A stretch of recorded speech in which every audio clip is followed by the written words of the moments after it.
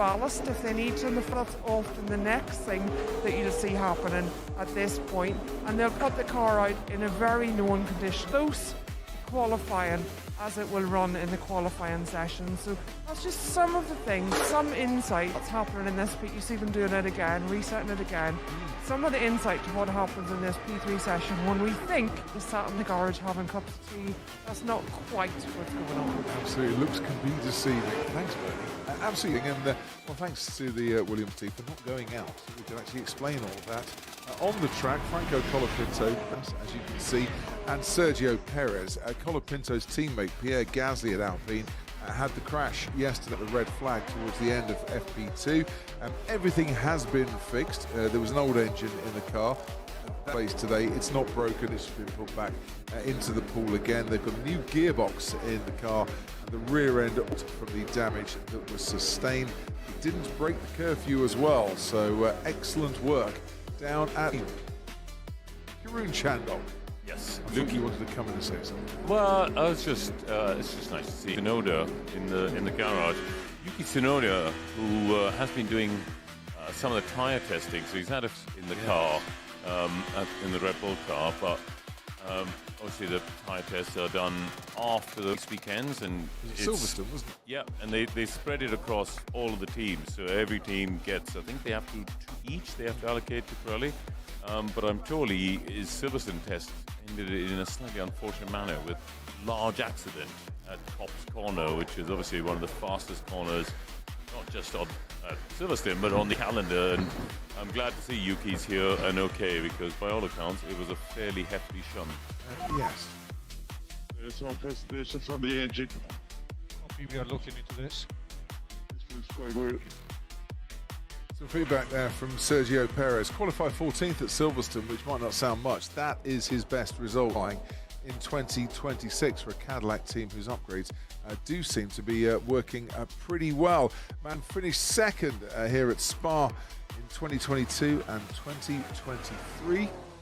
And along with mate Valtteri Bottas, vastly experienced. Of course, Perez, by the way, still holds the race record here at Spa, a 146.2 from 2018.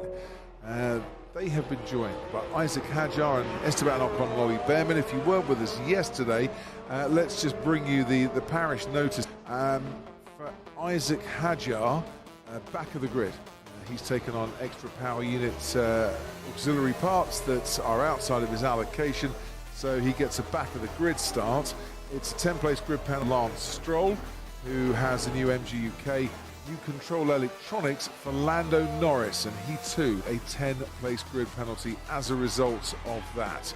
We'll keep you up to speed with any more, but of course they run these new parts, they don't get published by the FIA, and we're waiting for everyone to come out of the garage for that document to be published. 53 and a bit minutes into the session, Pierre Gasly, as I mentioned, his car's been fixed and he is on the track. We can carry on watching Bottas through the Fania chicane where Gasly had his moment. Yeah, I was just looking up some of the times, Coffee, and just trying to get a reference and context for people at home, interested in the Cadillac story, because they are, on our screen at the moment. And honestly, I think they're doing a good job. I think it's hard to explain just how difficult it is for a new team to arrive into Formula One. Now, Silverstone, you just mentioned there, Valtteri Bottas's time, he was slightly ahead of Checo, wasn't he? And he was 2 seconds off Isaac Hadjar in Q1, right? Now, 2 seconds off, that's an eternity in F1. Of course, it's a big number. But let's put into context, the last time a wave of new teams arrived in F1, I drove for 2 of them, and I know how hard it is. The new teams in 2010, their first season, was 3.6 seconds off in Q1. Cadillac have done a fantastic job. If you were 2 seconds off in 2010, you'd be full Q2. Yeah. You'd be sort of in that 11, 12. It's just the overall level of F1 has been raised for 16 years, and it's all converged and gone a bit tighter. And genuinely, I think, of course, they've had reliability. They've had the issues with the brakes. I think it's been great having them in this paddock, and it's been really impressive. With all due respect to the teams you drove for, they've also got resources and funding. Absolutely. That to me is the big key, with a big resource plan, funding to go with it as well, and a clear outlook on the next few years, which includes, by the way, coming back from Budapest, which is next week's race, and into a new factory. Yeah. It's next door, but it's been, properly made for them. So they're going to, the week before shutdown, moving part one, have the shutdown for 2 weeks, and then come back and do the. Good luck to all at Cadillac with that. Yeah, absolutely. And also, I feel like it's great that they've the Americanness of the team. They're proud to be the American team. You see the two Haskars there in the background. Not the sense that they've really shouted about the fact, yes, they do the odd livery at Austin or whatever, but they've never arrived with the whole thing of, we are here as the American team, we're going to do things differently. And it's good, because the world was full of homogenous people and homogenous, it'd be a bit of a boring place, and I like Cadillac are trying to do things differently. Absolutely. So if you want to follow Cadillac and maybe ride on board with Valtteri Bottas, you can do so. If you're watching in America, if you're watching in Australia, or anywhere else in the world, Oscar Piastri, favourite driver, we've got all 22 drivers on boards for you, and the team radio too. Just scan that QR code and you have access to it all, as long as you've got a Sky Sports login, of course, to go with it. But if you're watching on Sky Q, Sky Stream, Sky Now, just press the interactive button on your remote control. It really is that easy. Right, Gasly, Lindblad out on track, Lawson out on track, and of the three, Lawson's had the best first sector. He's not running the upsing balls for this weekend. Arvid Lindblad is. You might have heard the story, you might not. They could have tossed a coin, had the one upgrade to come here, but they decided let's have a little shootout for qualifying at Silverstone to see who gets who, and also who gets the upgrade for Spa, and Arvid Lindblad won out on that day, so that's why he's running the upgrade this weekend. Then Liam Lawson gets it next weekend. Gasly goes third fastest, 8/10 behind Isaac Hadjar. Ollie Behrman is sandwiched between, but I dare say this might be a fairly decent lap for Arvid Lindblad, who goes quickest overall by a couple. His teammate Liam Lawson is going to go 4/10 faster himself. A very impressive lap there. Liam Lawson, you can hang out with Liam Lawson in our build-up to qualifying a little later, talking about life. Yeah, a great piece from two people who really enjoy their music. You and Liam. We had a good. Do you think you knew more bands than he does? Because you're both quite up to speed. We did a mastermind of bands. I think you'd be quite good competitors. I think his rap knowledge is better than mine. I'm kind of like crossover metal rap, Frozone, Native James, that sort of thing. He's much more old school with rap. But he does like his classic rock too. So there were many common grounds. And then we got his guitar. We could have stayed there singing and playing guitars all afternoon. But there was work to be done, as there is here for on a lap of Spa. Oscar Piastri's just gone quickest through the middle sector on his latest. Expect to see him up towards the top of the timings in a few moments. Lewis Hamilton making his way now along the chem, and glorious it looks too. It does. Ferrari running Flovis paint. You can see just on the inside of so on the rear floor, they're clearly looking to understand a bit more of the aero performance around the rear end of that car. But Ferrari, I thought they looked decent yesterday. They weren't quite there with Mercedes, Red Bull. We have seen, though, places like Barcelona and Austria, they have made a good step between Saturday. And I don't know if they tend to use Friday as a day to just do a bit more data collection rather than chasing out. Well, for Charles Leclerc at Silverstone, Friday evening was almost like a eureka moment, a light for him, where he sat and studied the data and thought, right, what can I do to influence my driving and better out of a corner and change the way I go into a corner and a few things around it as well. Very good middle sector, but 47.3. And that work that Charles Leclerc put in on that Friday night translated into a second row, and then he went on to win the Grand Prix. Yeah, it's I tell you what, the track conditions are really good at the moment. Look, than we had yesterday, 33 degrees track temp, very little wind, if anything, out there. You could not get a more perfect day to be a racing driver. One of the greatest racetracks on the planet in sunshine, and Lewis Hamilton, one of the greatest drivers the sport's ever seen. close to the top of the times. And a 5-time winner at Spa-Francorchamps by 3.5 tenths is faster than Liam Lawson. Lando Norris now 4th fastest ahead. Oscar Piastri puts that Liam Lawson lap into contact a little bit, that the McLarens couldn't beat it. Yeah, really good effort from Lawson. And Lando's still on a set of mediums, isn't it? So that's interesting. Lando on medium, Oscar on the soft. And yesterday, Oscar was a bit behind, wasn't he? Yeah. Behind Lando. George was a bit up, Kimi Antonelli as well. So we'll see. Typically, yesterday we were seeing quite a big chunk between the medium to the soft, so 5-6 tenths for most people. Yeah, there was a difference in rear wings, wasn't there, between two McLaren drivers? Why is Carlos Sainz going so slow? Well, that's interesting because he's making the gap as an FP2. I was talking about this. They are going to have to make a gap before their quali push laps and re-practice qualifying practice laps a lot earlier. They can't wait until the bus stop chicane to hit what's known as the cap in terms of the recharge limits. If you brake a bit too late, you may not have the amount of battery that you need. So they are all practicing now, because this is, guess what, practice for qualifying, do for qualifying itself. And we're going to see people, Crofty, slowing down much more between turn Pouhon and turn 15, corner Paul Frere, rather than at the bus stop, which is where we've recently, historically, seen people slow down. So I wonder what that's going to do to the traffic situation. I hope we don't get a repeat of what happened in F3 yesterday qualifying. That was a joke. To be honest, that needed sorting out a long time before it all got to the car park on the kennel, as it were. But the trouble with doing that, and I know why the drivers have got to do, the process you just described, is that in flying lap, you are now trying to thread your way through some narrow parts of the track when cars are going very, very slowly. Yeah, the racers and the people looking at the GPS systems, the garages, they are going to have to be really on it. As you say, the middle sector is extremely busy. There's not much space or time to get out of the way. But also, and I wonder if the drivers have spoken with the race director. For example, the corner with no name, we just saw Carlos Sainz going.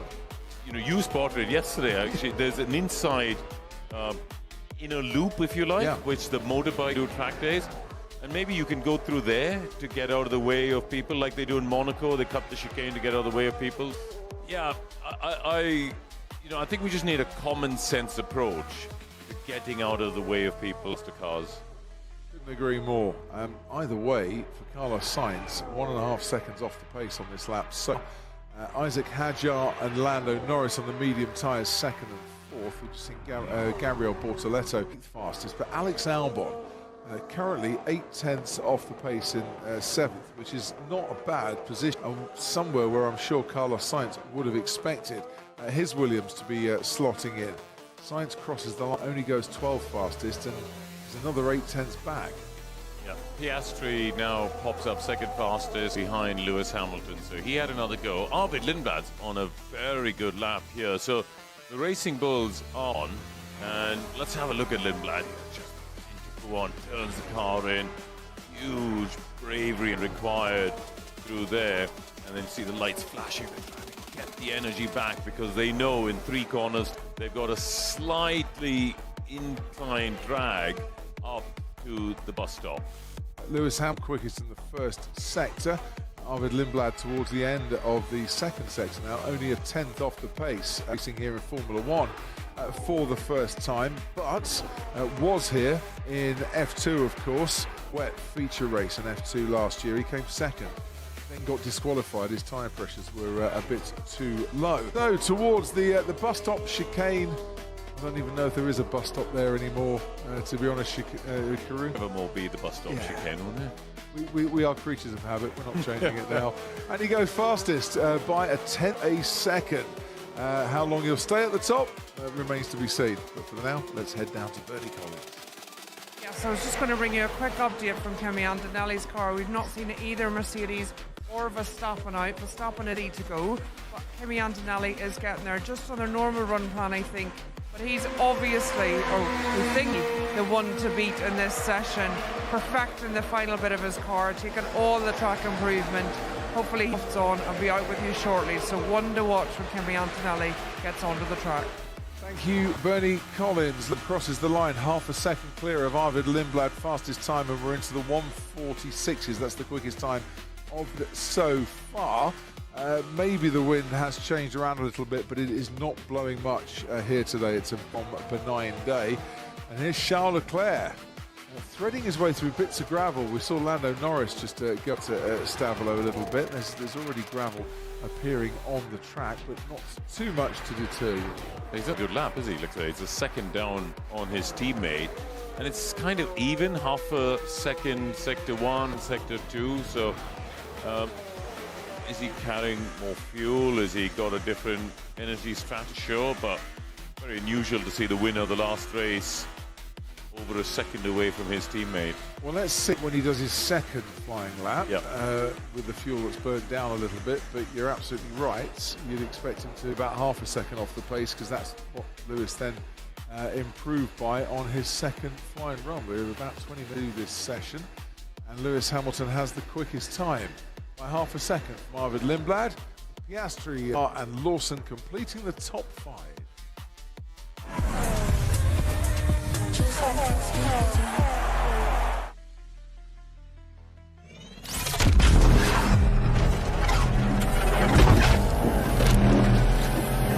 Audi sponsors Formula One on Sky Sports.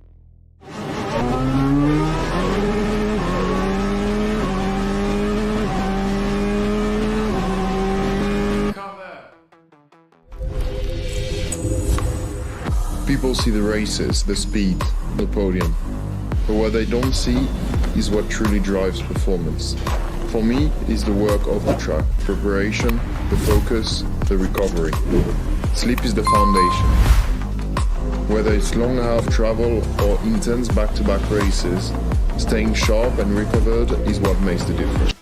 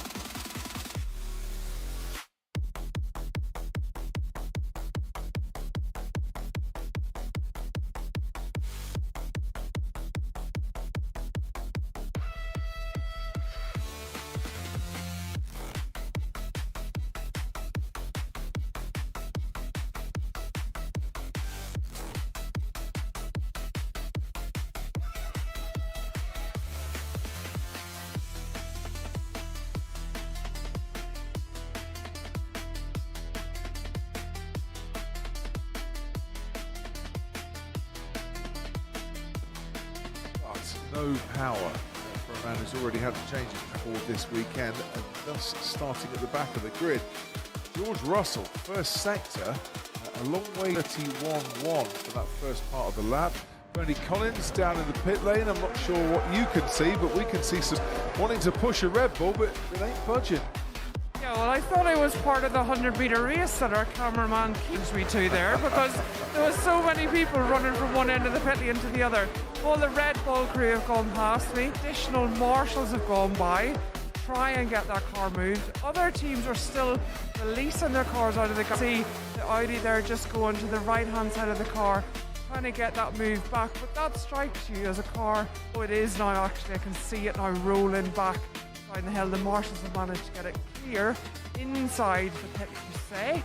The Red Bull mechanics are just to the right-hand side, so I'd imagine very quickly, yeah, the mechanics all shooting out to get the car onto their jacks, and then what they'll tend to do then is they'll bring it slowly and push it back along the slow lane, flagged in more ways than one, with the marshals behind the car, because obviously any other team that's trying to come into their pit box will have to avoid Red Bull. So a bit of caution here for anyone trying to release out of the garage or come back into the garage, as these mechanics have got all the way to the other end of the pit lane to now complete their 100-metre return race, or like a sledge race. What is that where you push along, like, looks like the start of a bobsleigh, doesn't it? It does. There's a little bit. Rouge. Yeah. 2 seconds, Exactly. Bernie. Let's just have a quick listen to Isaac Hadjar at the end of the pit lane. What did it? It just conked out. I think the technical term. Yeah. The lights are still on the steering wheel. I couldn't quite tell the dash with that camera angle where the sun is, so just seemed to, yeah, as you say, just switch itself off. Meanwhile, George Russell ended up half a second off the pace being set by Lewis. Actually, on a first run compared to a second run, not too bad. Kimi Antonelli has just come straight out and already 6/10 up on his teammate through the first sector with a 30.5. That is quick straight away. He's on another planet. He's absolutely flying around this track, building on work yesterday. I mean, look at this. We've talked about the drivers taking a second lap to find performance. Yes, late in the session. Yes, the track conditions are a bit more rubbered in from when Lewis did his time. But he's back around the same time that George was. And as you say, Russell's first sector was 6/10 down, still half a second down. So Antonelli is on course to be a second quicker than Russell on, equal program. And look at this. 1.3 seconds nearly to George Russell. First man into the 145s, Kimi Antonelli. Any for your thoughts, Toto Wolff?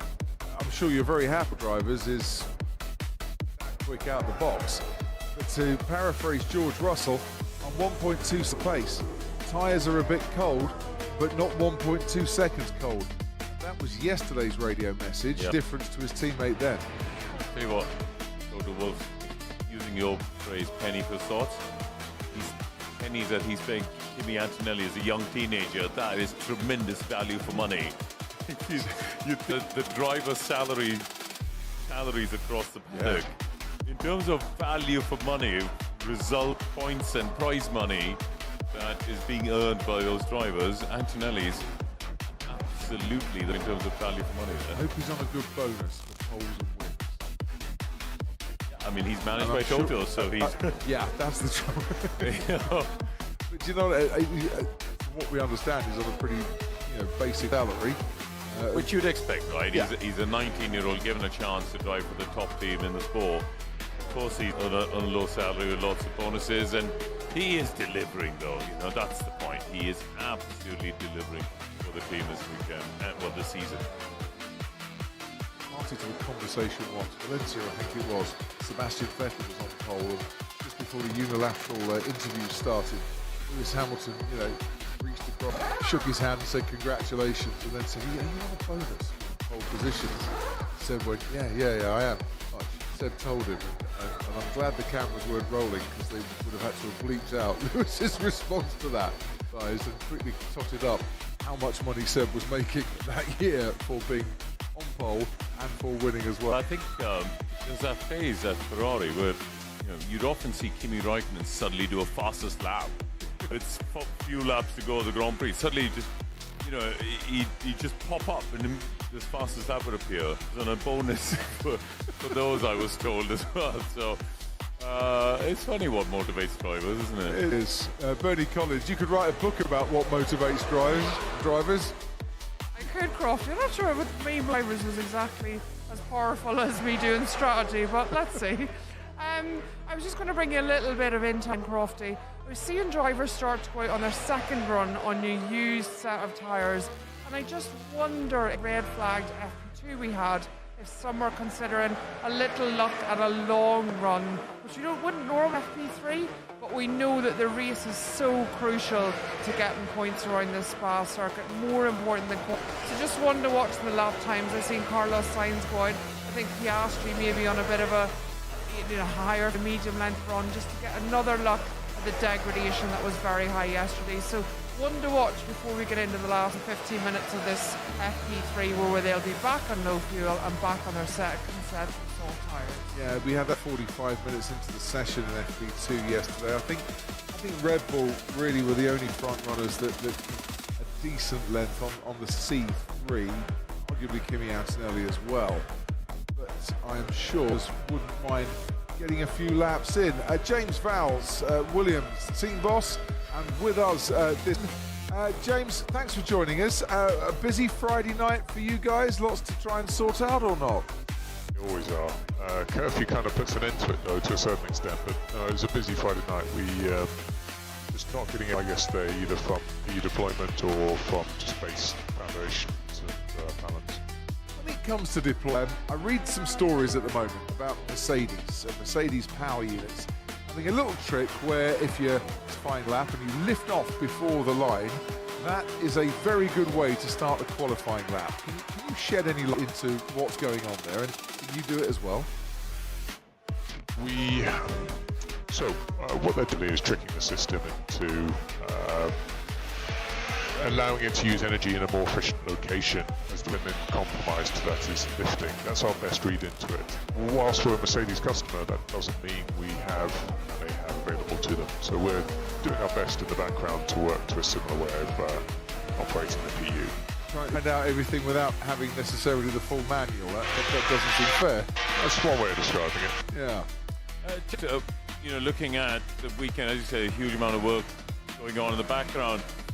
Can you explain a little bit about what factories? Because it feels like this is a track where obviously energy deployment is so critical around here. What the teams and people like yourselves have learned overnight from the work done back at the factory. Yeah, that question. So we have a driver in a simulator back in the UK, up to a couple of them, who effectively are starting their work overlapping in FP2, and they finish at about 3-4 in the morning, and we debrief in the morning as a result of it. A lot of that work, exactly to your point, some of it's clearly on traditional car setup. A lot of it is on, should we experiment or look at this, or our simulations are driving us here in terms of, so it really is work going down both of those avenues so that we come back the next morning with a step up.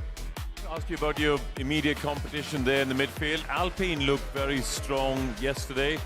We've seen in the recent Racing Bulls have been the ones in the lead of that pack. Can you get a sense of the pecking order?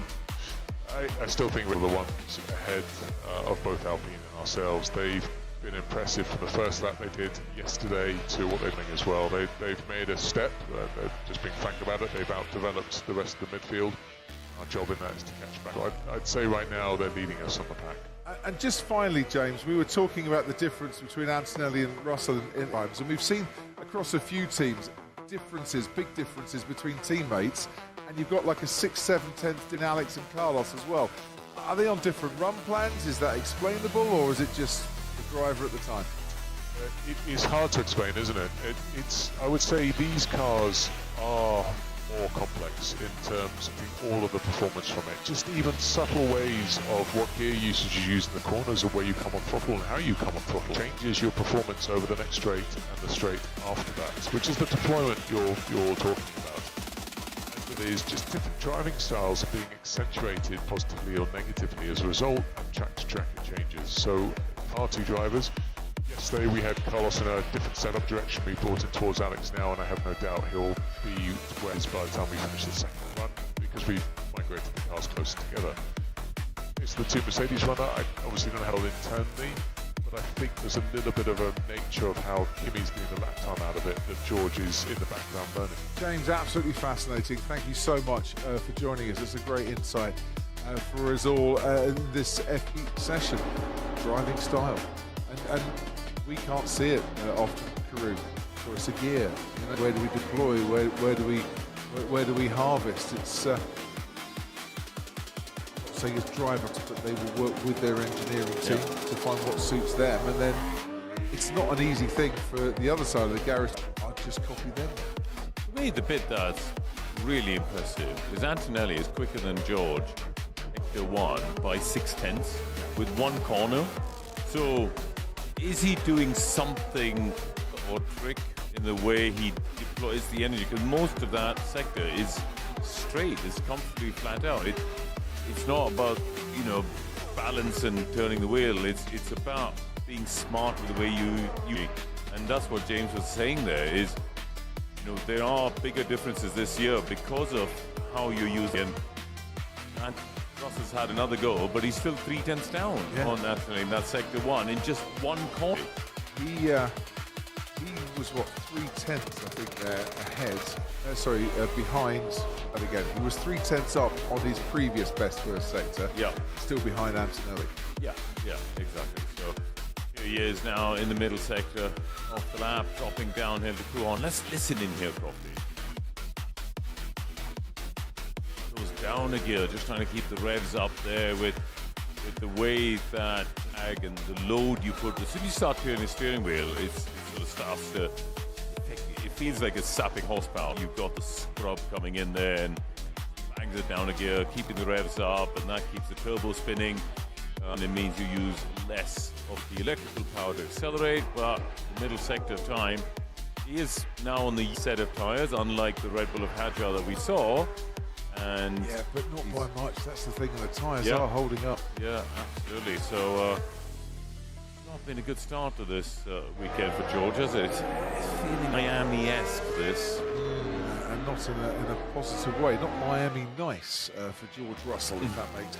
Fourth fastest. He reduces the arrears to a second. Was 1.3 seconds.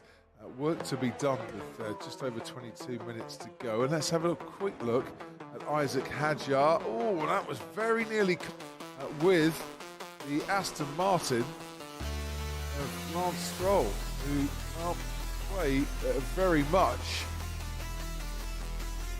That could have been contact there. Yeah, Rivage. I mean, Aston would have told Stroll that Isaac was on an outlap, and so he would have thought, well, wide way. But this is Hadjar now beginning his push lap on that brand new set of tyres.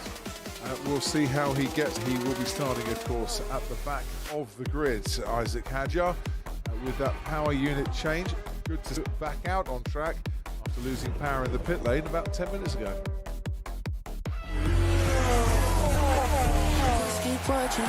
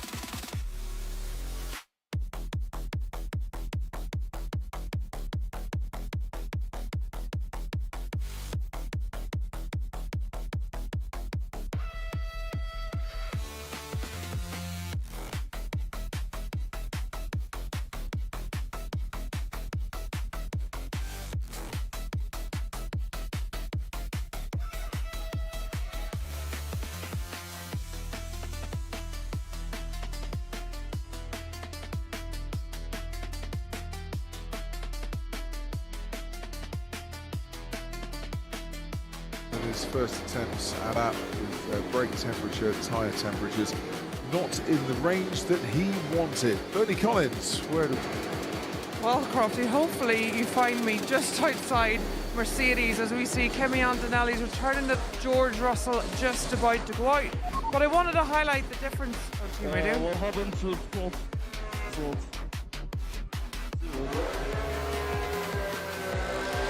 We don't know.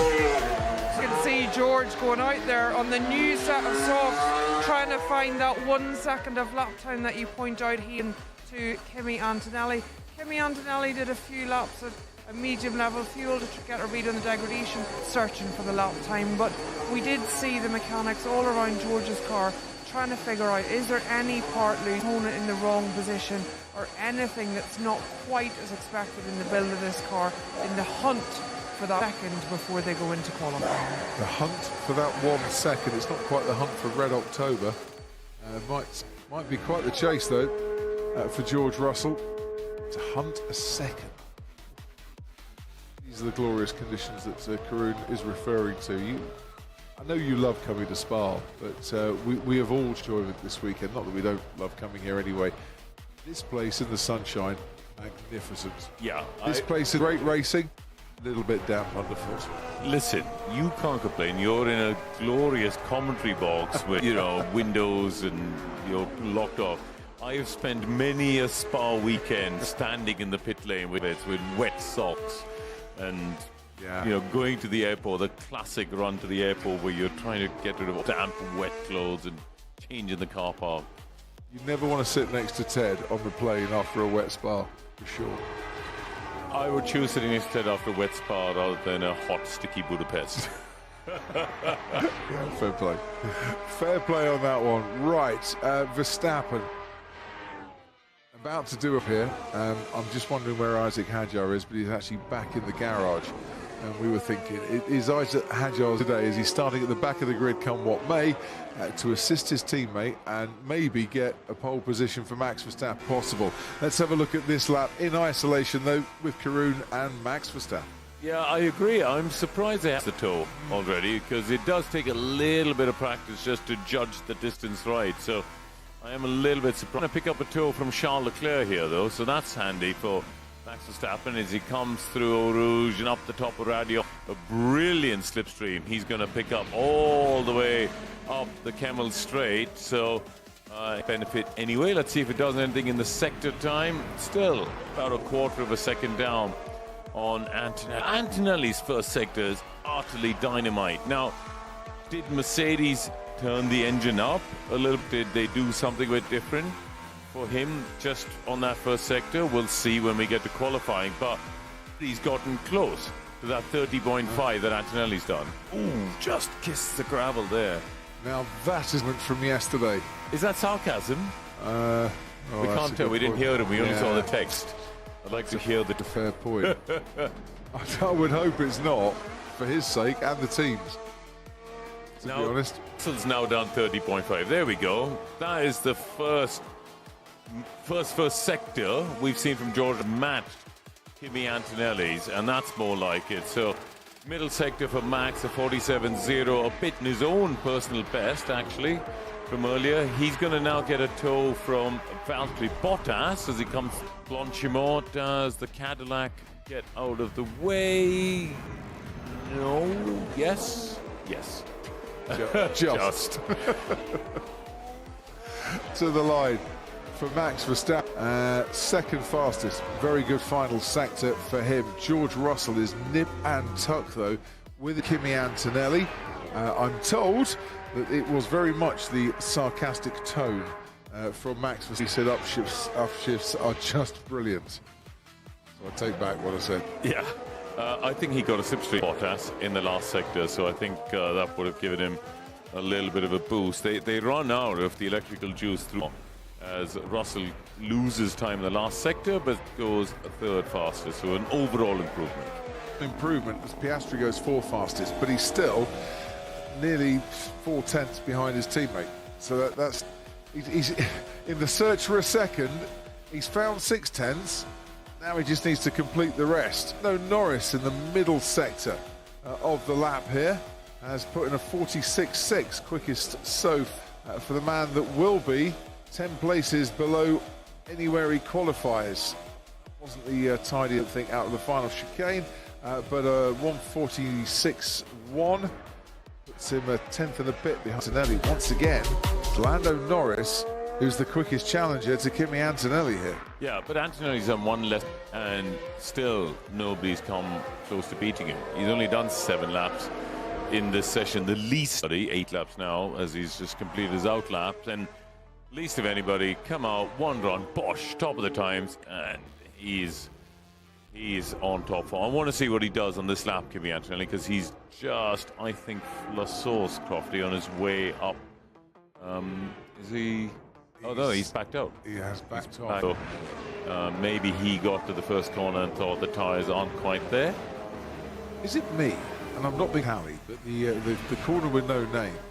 Are more drivers running further wide and into the ground than we saw last year? Yeah, I mean, they've got less downforce, haven't they? Yeah. So maybe that is catching him out. So this is what we saw. Antonelli, I was mentioning snap, I thought, that something's happened down at La Sauce.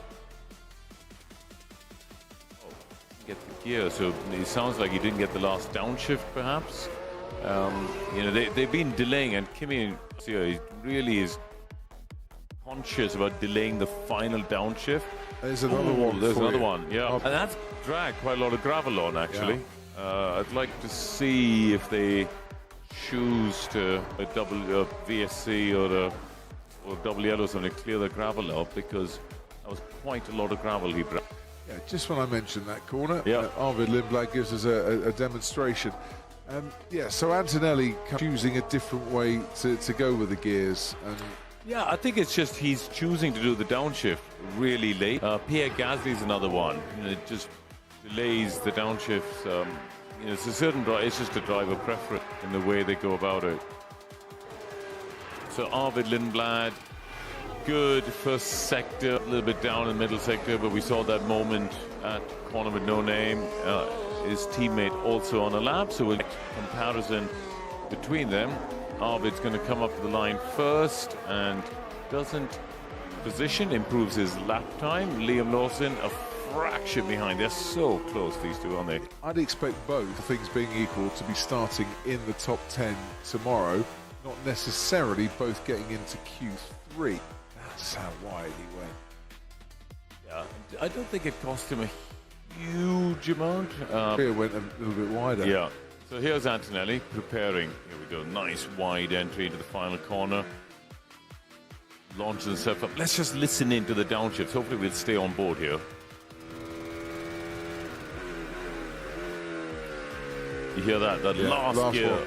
Just as he's about to get into the 8, go in on this occasion. So he now sets off. He's got nobody in front of him to pick up the slip humps through Raidillon and up the straight. The two Aston Martins are hand side, fully out of the way, but let's see what Antonelli's first sector is, Copley. His first sector is a little slower before, but only by 5/100ths of a second. 30.5 is the benchmark so far. Yeah, stepped out of line there at the second part of Le Combe on the left-hander, so as he turned into Malmedy, that might have just made his line downhill through Rivage and now into no name. This is where we saw, you see the gravel there. I think that bit that we saw flying up is actually just the gravel on the curb rather than Antonelli going too wide. As much of the track as he possibly can. Kimi Antonelli has Alex Albon keeping out of the way as he charges the Fagnes chicane and down towards the lowest part of the track. Stavolo and Curve Paul Frere, and he's losing time on this lap. He's not getting that improvement that maybe we thought he would do based on his previous fastest lap. Yeah, exactly. That's it. And the Racing Bulls get out of the way, so he won't get the slipstream effect there. And the breaker zone, Perez gets out of the way in time for Antonelli to get over the bump, and you have to brake in a straight bump, otherwise it's quite easy to lock a wheel and just disturb the balance, and he is down on all vectors compared to his previous run. Something of a head scratcher, that one. Lewis Hamilton on track. I would imagine he's got new tyres on. His teammate, I know, has, because he did a little pit stop to put some new softs on lane. We saw this in Silverstone, didn't we, with Antonelli? He didn't improve. Ah. Remember in FP2? Austria, sorry. Yes. Austria in FP2. He didn't improve on his final run when everyone else did. So you sometimes see free practice with him.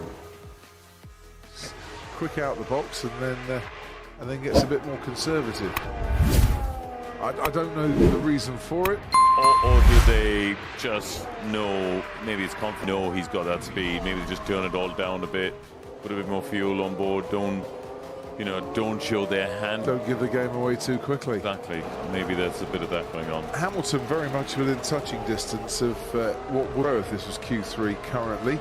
Exits the final quarter, but he lost a couple more tenths in that final. Yeah. He was right there, and then half a second between Verstappen and Hamilton in their latest laps, although Verstappen did get that toe, and that's... Track limits. It is a track limits for Kimi Antonelli. So they'll delete that, not that it mattered anyway, getting all out of shape there. That's what I mentioned with the big moment coming out of the left-hander Lecombe, and you can see the dark lines of rubber left there. So that explains the middle sector of the lap.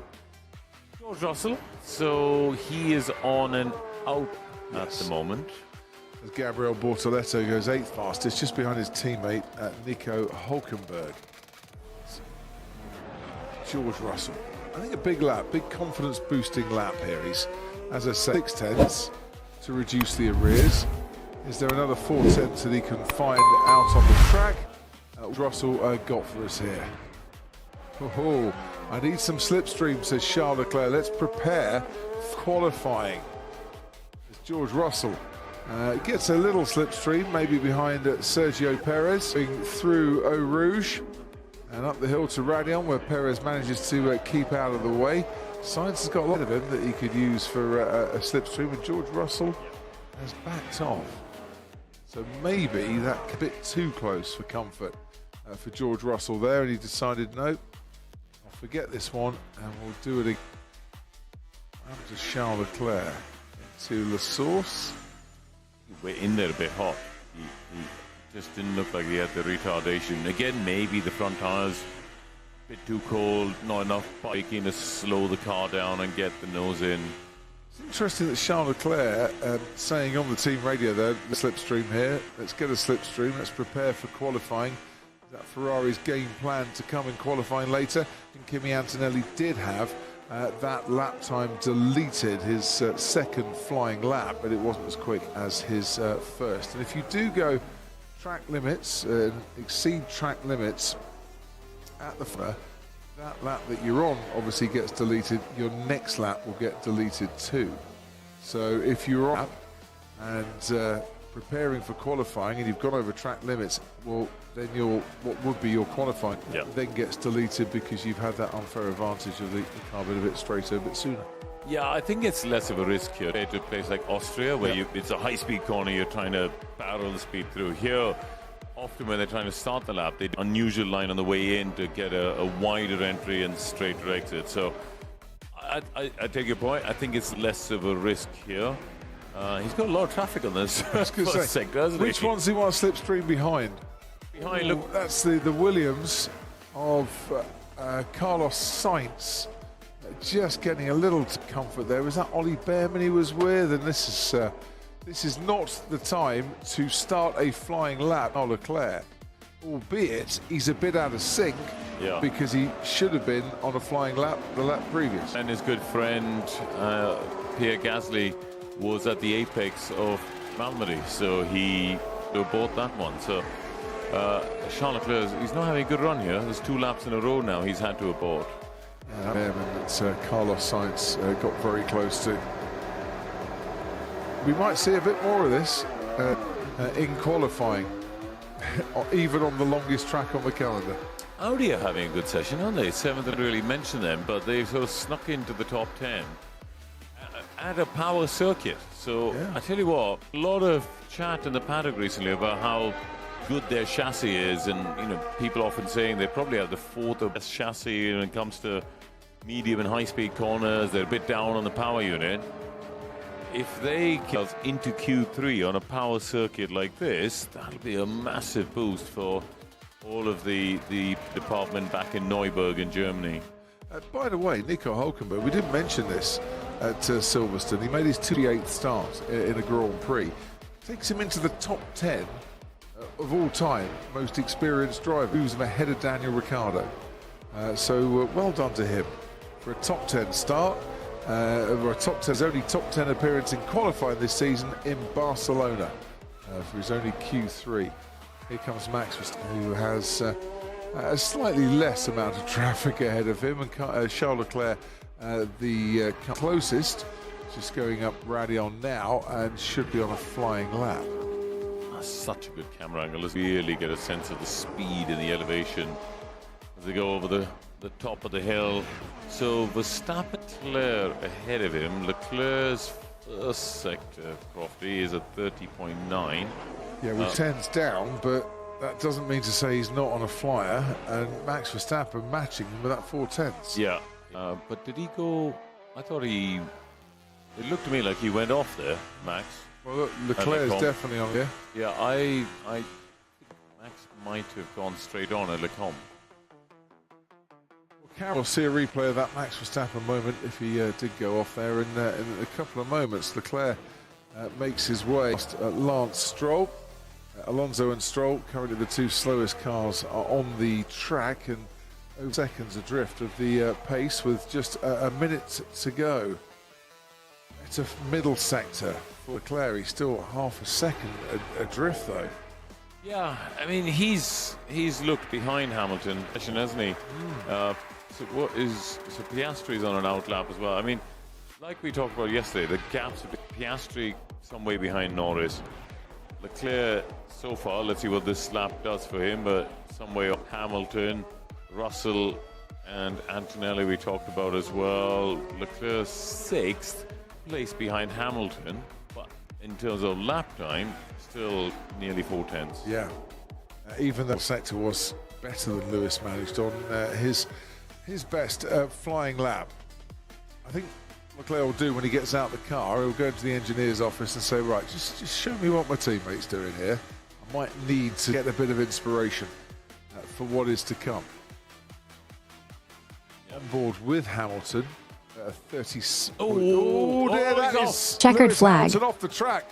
I say 30.6 for the first sector. That wasn't a bad first sector, but it has all come to a crashing halt for Lewis Hamilton, closing seconds of this FP3 session. He's done exactly what Gasly's done in terms of damage. Hit right in that rear right just being ripped off. He should stop, really. You know, driving back with that gearbox, potential risk of damage to the gearbox is not worth it. Okay, Lewis? Yeah, I've destroyed the car, mate. Sorry. No problem. Will it be a problem? He has now stopped, and that's a very sensible thing to do. Now, for Gasly, they changed that. They changed the gearbox as well. Is that what Ferrari have got to do in the next couple of hours to get this?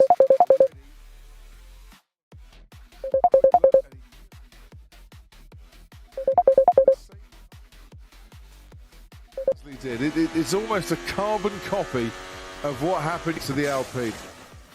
Yeah. Glancing blow.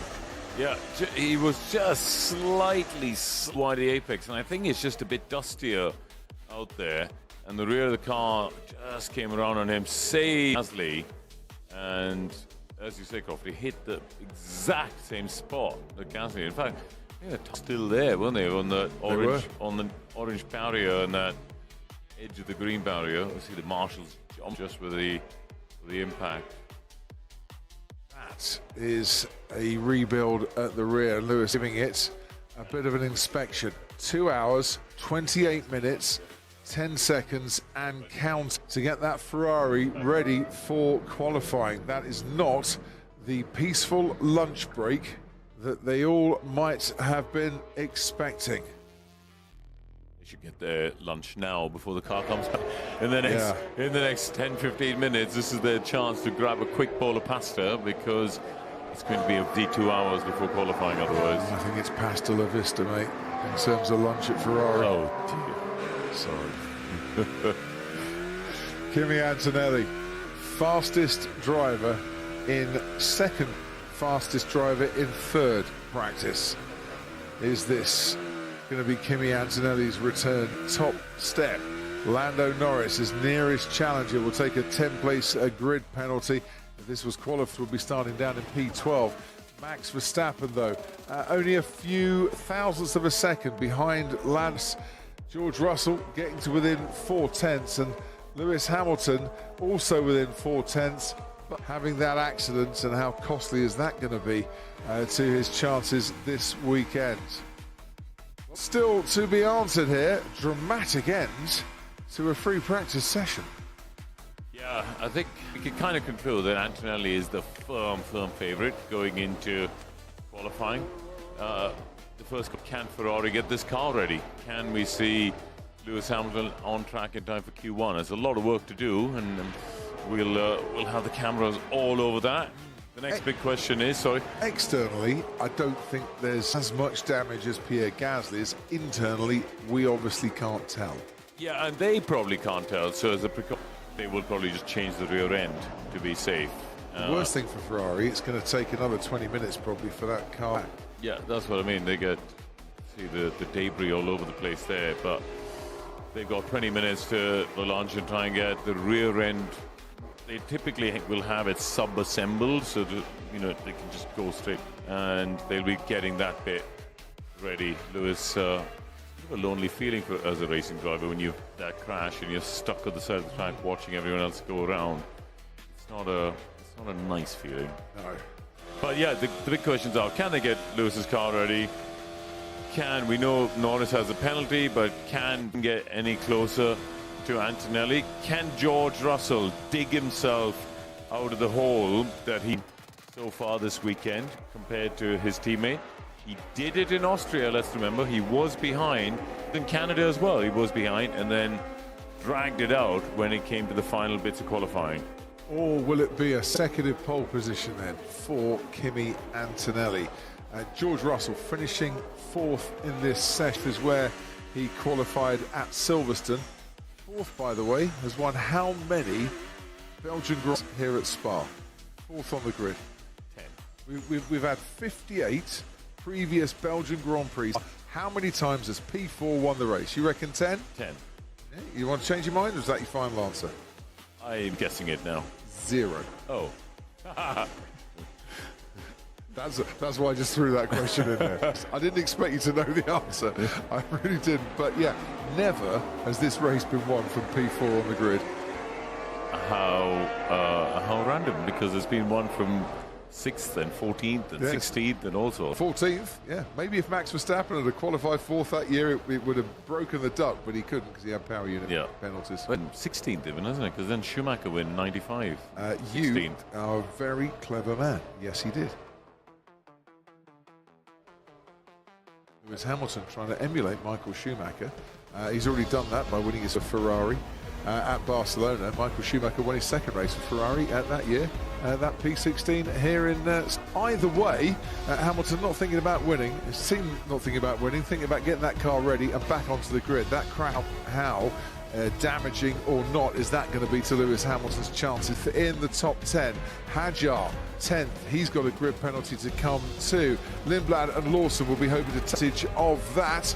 And then Valtteri Bottas, very good performance from him, quicker than Carl and Esteban Ocon in that session for a Cadillac team that have kind of made 19th and 20th so far in qualifying this season. It's the Aston Martins, the two slowest cars. Antonelli fastest with Hamilton's crash.